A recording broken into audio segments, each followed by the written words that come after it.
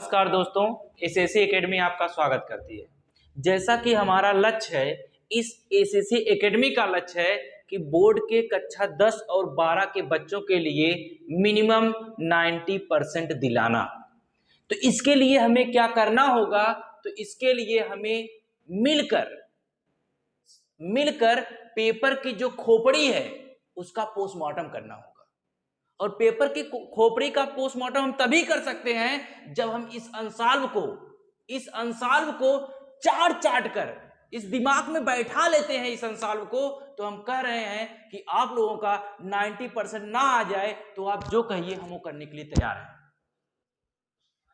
तो जब 90% आएगा तो आपके माता पिता को जितनी खुशी होगी उतना किसी को खुशी नहीं होगी। तो इसी श्रृंखला में आज हम आगे चलते हैं। जैसा कि आप देख रहे होंगे कि व्हाइट बोर्ड पर लिखा है अनसॉल्व पेपर कक्षा 10 विज्ञान के अंतर्गत भौतिक विज्ञान सेट 824 यंजे। ठीक, आज हम लोग कक्षा 10 का सेट 824 यंजे को सॉल्व करेंगे। ठीक, जो इसमें पहला प्रश्न है उसमें 4 बहुविकल्पी प्रश्न का खा गा घा करके दिए हुए हैं। तो हम पहले प्रश्न का देखने जा रहे हैं। पहले प्रश्न का कौन सा का वाला देखने जा रहे हैं। तो का वाला यदि हम देखें तो प्रश्न क्या है कि किस दर्पण के सामने किसी वस्तु को रखने पर उसका प्रतिबिंब वास्तविक, उल्टा व आकार में कुछ छोटा होता है। तो यदि हम इसके विकल्प की ओर चलें तो जो पहला विकल्प है वह क्या कह रहा है? जो पहला विकल्प है वह कह रहा है उत्तल। जो दूसरा विकल्प है वह क्या कह रहा है? कह रहा है अवतल।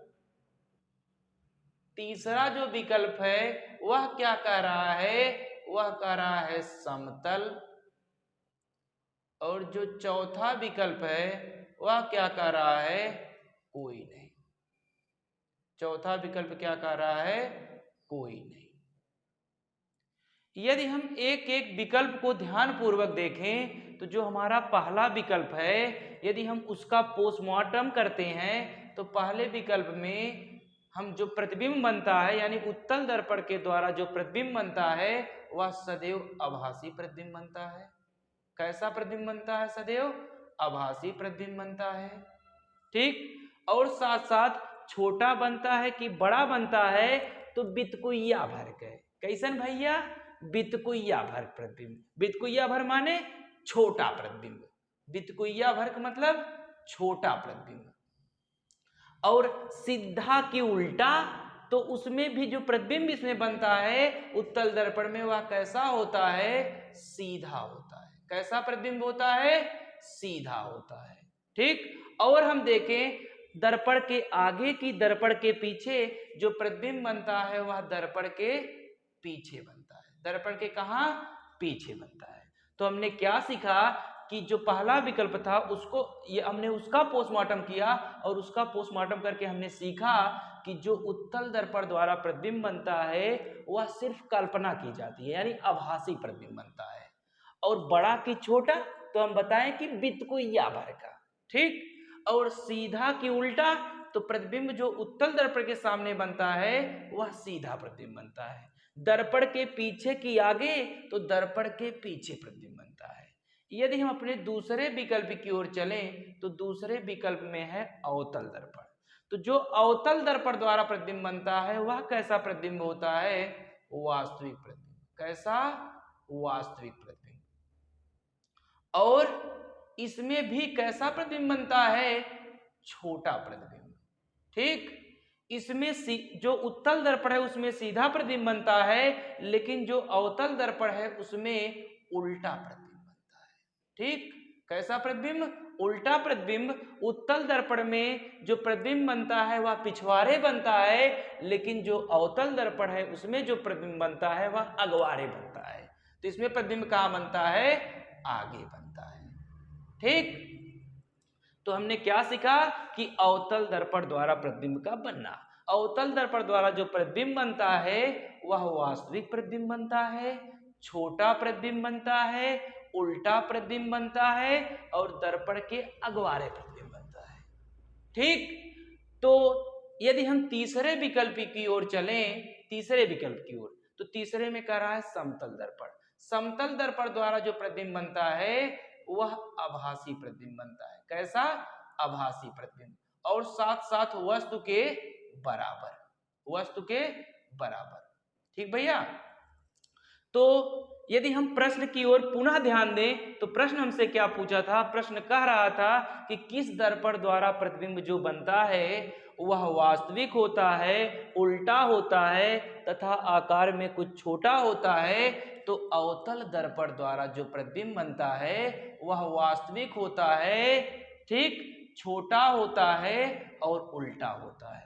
थोड़ा अवतल दर्पण समेत एक जानकारी और दे दें ताकि कुछ छात्रों के मन में यह भी डोल रहा होगा कि अवतल दर्पण में एक छठवीं स्थिति आती है। छठवीं स्थिति में जो प्रतिबिंब बनता है वह आभासी प्रतिबिंब बनता है, वह से बड़ा प्रतिबिंब बनता है। ठीक, आभासी प्रतिबिंब बनता है, वह से बड़ा प्रतिबिंब बनता है और पीछे प्रतिबिंब बनता है जब वस्तु को ध्रुव और मुख्य फोकस के बीच में रखा जाता है। ठीक, समझ में आया इतना? आगे चलें।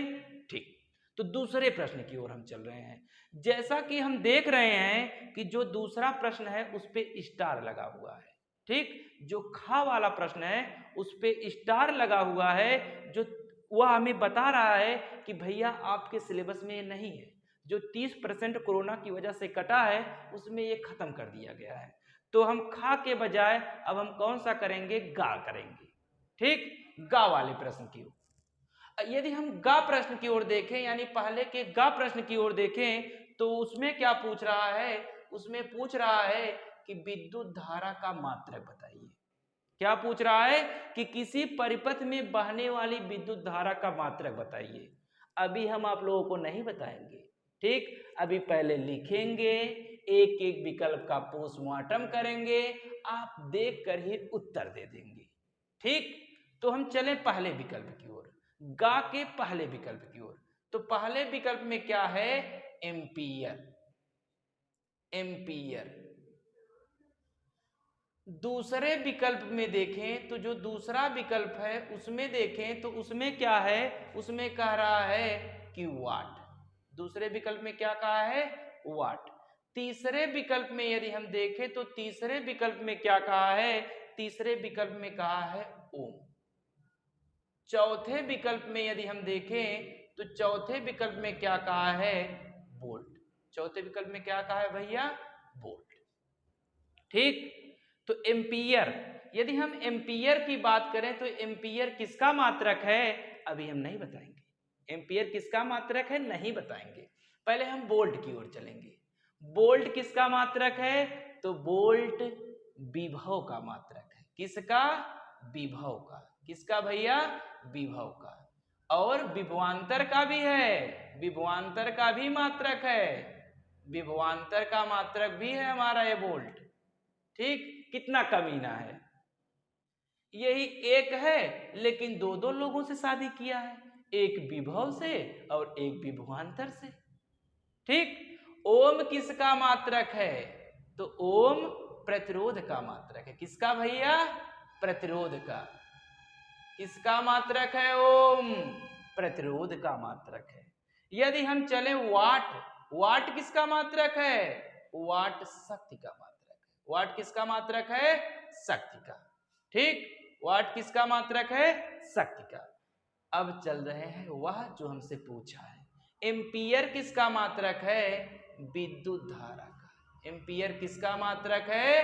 विद्युत धारा का। ठीक, एम्पियर किसका मात्रक है?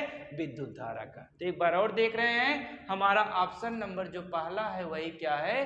सही है। लेकिन थोड़ा हम और याद दिला दें कि एम्पियर विद्युत धारा का मात्रक होता है, वाट किसका मात्रक होता है? शक्ति का, ओम किसका मात्रक होता है?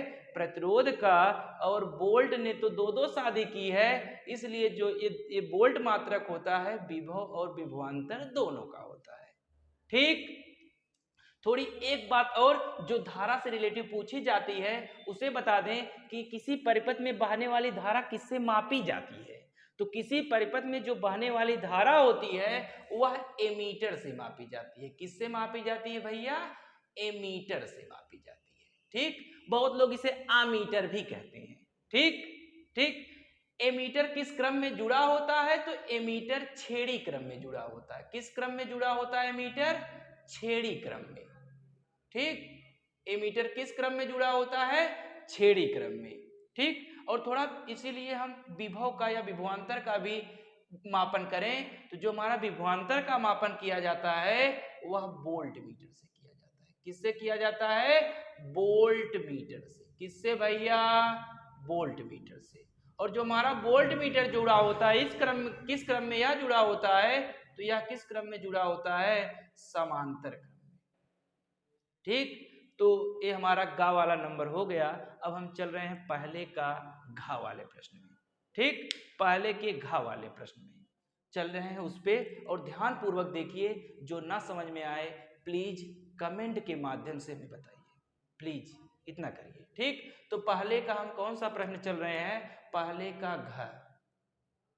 पहले का घ तो क्या है प्रश्न? क्या है कि परिवर्तनशील चुंबकीय क्षेत्र के कारण, परिवर्तनशील चुंबकीय क्षेत्र के कारण किसी चालक में उत्पन्न प्रेरित धारा की दिशा किस नियम से ज्ञात की जा सकती है?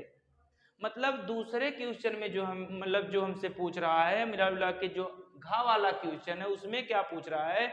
उसमें यह कह रहा है कि प्रेरित धारा की दिशा किस नियम से ज्ञात की जाती है। तो पहले हम इसके विकल्प की ओर चलेंगे। ठीक, पहले इसके विकल्प की ओर चलेंगे। जो पहला विकल्प है वह क्या है? पहला विकल्प जो हमारा है, जो पहला विकल्प है क्या है भैया? जो पहला विकल्प है दाएं हाथ का नियम। दाएं हाथ के अंगूठे का नियम। दाएं हाथ के अंगूठे का नियम। अंगूठे का नियम।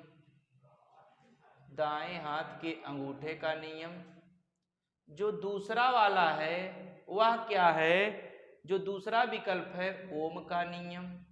दूसरा विकल्प क्या है? ओम का नियम। ठीक, जो तीसरा विकल्प है, तीसरा विकल्प क्या है?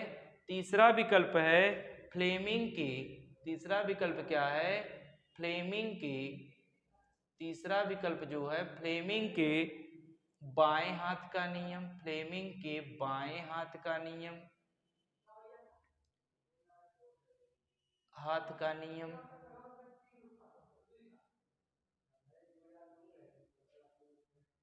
जो चौथा विकल्प है हमारा, चौथा विकल्प है फ्लेमिंग के, फ्लेमिंग के दाएं हाथ का नियम।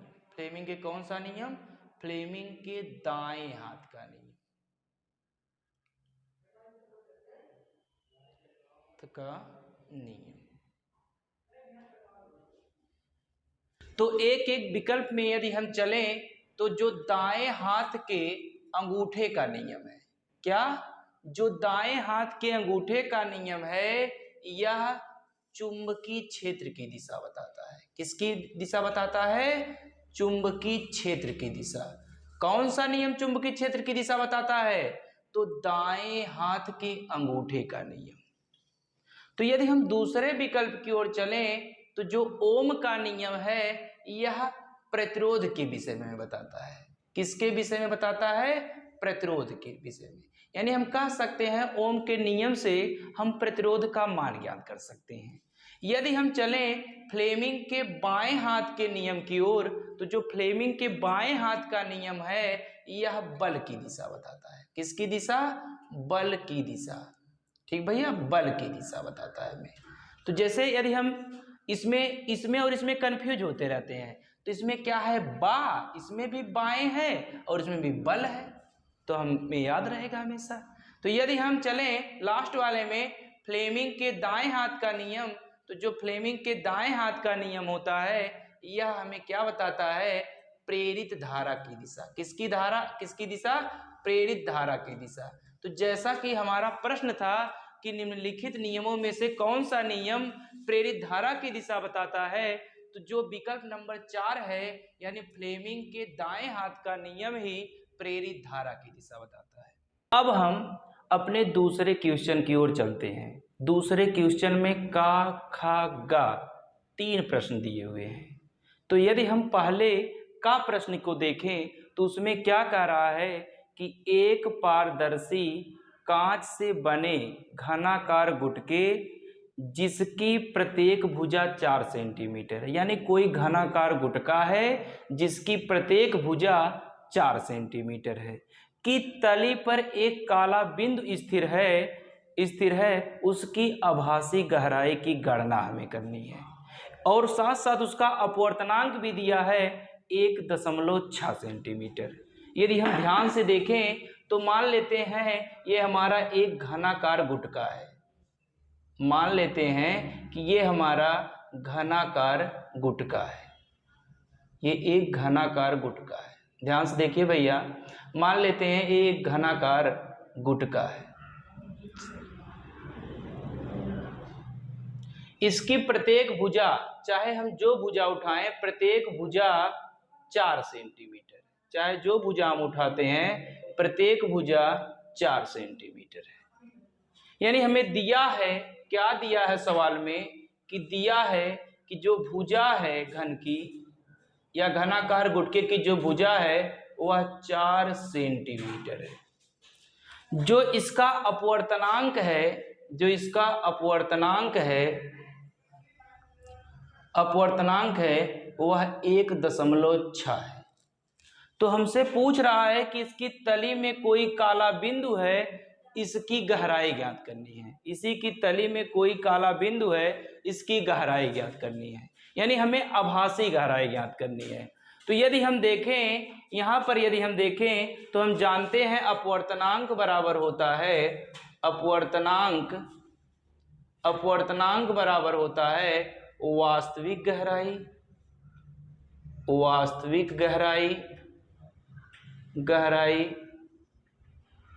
बटे आभासी गहराई। यदि हम अपवर्तनांक का मान यहाँ से रखें तो यहाँ से अपवर्तनांक दिया है 1.6 बराबर, उसकी मतलब घन की भुजा जितनी है उतना ही वह गहरा होगा, यानी जो उसकी वास्तविक गहराई है वह भी दिया है कितना, 4, और आभासी गहराई नहीं पता है हमें, तो आभासी गहराई हम x मान ले रहे हैं। तो यदि हम इसको यहाँ पर कर दें, इसको उठाकर यहाँ पर कर दें, तो जो x का मान निकलेगा, x बराबर कितना होगा, 4/1.6। यदि हम देखें नीचे 0.1 अंक पे लगा हुआ है, यदि हम इसे दशमलव को हटाते हैं तो ऊपर एक 0 लगाना होगा। तो x बराबर यानी आभासी गहराई बराबर कितना हो जाएगा, 40/16। ठीक, यदि हम इसे भाग दें तो x बराबर यानी आभासी गहराई बराबर कितना आ जाएगा, 2.5 सेंटीमीटर। तो हम कह सकते हैं जो इसकी आभासी गहराई है, आभासी गहराई जो है, जो हमारी आभासी गहराई है वह कितना है, 2.5 सेंटीमीटर। ठीक, इसका मतलब यह है कि जो हमारा काला बिंदु है वह कितनी दूरी पर दिखाई देगा, तो 2.5 सेंटीमीटर दूरी पर दिखाई देगा। तो हमारा दूसरे का का वाला प्रश्न तो हो गया। अब हम दूसरे के खा वाले प्रश्न की ओर आगे चलते हैं। जैसा कि इसमें दूसरे के खा वाले प्रश्न में कहा है, लेकिन इस पे तो स्टार बना है, मतलब यह कोरोना महामारी के चलते जो 30% सिलेबस कम हुआ है उसमें यह खत्म हो गया है। तो इसको हम लोग अब नहीं करेंगे, हम चलेंगे गा वाले प्रश्न की ओर, यानी दूसरे का गा वाला प्रश्न। यदि हम दूसरे का गा वाला प्रश्न करें तो वह क्या कह रहा है, वह कह रहा है कि एक विद्युत परिपथ के किसी चालक में बहने वाली धारा का मान 10 एम्पियर है। यानी किसी को कोई विद्युत परिपथ है उसमें जो धारा बह रही है यानी I इक्वल टू कितना दिया है 10 एम्पियर। मतलब कोई विद्युत परिपथ है उसमें जो धारा बह रही है वह कितना दिया है, क्या दिया है 10 एम्पियर। 10 एम्पियर है। प्रति सेकंड बहने वाले इलेक्ट्रॉनों की संख्या, प्रति सेकंड कहा है इसलिए जो समय होगा t वह कितना होगा 1 सेकंड।